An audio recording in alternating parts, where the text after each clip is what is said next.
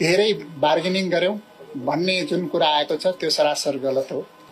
म एउटा साधारण सदस्य भएर, रासोपाको एउटा साधारण सदस्य भएर बस्छु।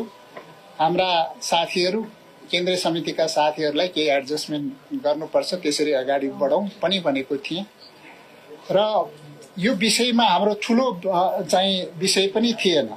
हाम्रो लागि अत्यन्तै पीडादायी भयो।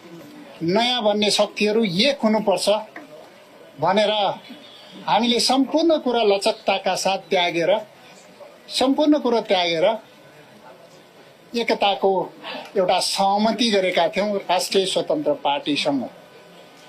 विगत केही समय हाम्रो लागि अत्यन्तै पीडादायी भयो, अत्यन्तै पीडादायी भयो।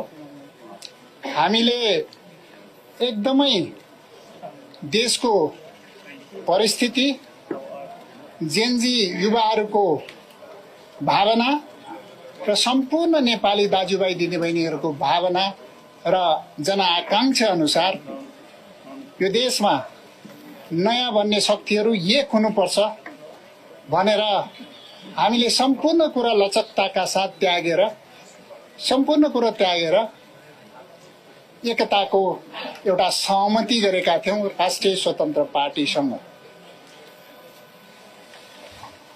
विगत मंसिर पुस 14 गते भएको सो सहमति आज 26 गते भयो, करिब 12 दिन भयो। 12 दिनसम्म हामी पटक पटक धेरै चरणको छलफलमा त्यो सहमति कार्यान्वयन अत्यन्तै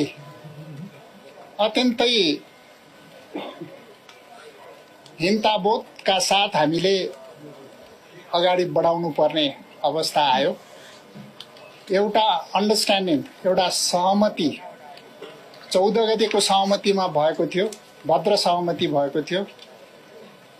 लिखितमा नभएका सहमतिहरू पनि धेरै थिए, अलिखित सहमतिहरू धेरै थिए। कसरी कार्यान्वयन गर्ने यो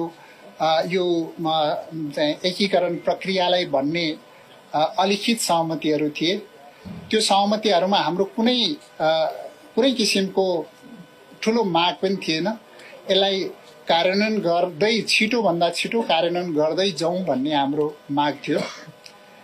मैले यो सहमतिको चरणमा र हाम्रो साथीहरूले कुनै ठूलो त्यस्तो डिमान्ड राखेको पनि थिएन। अहिले जुन किसिमले बाहिर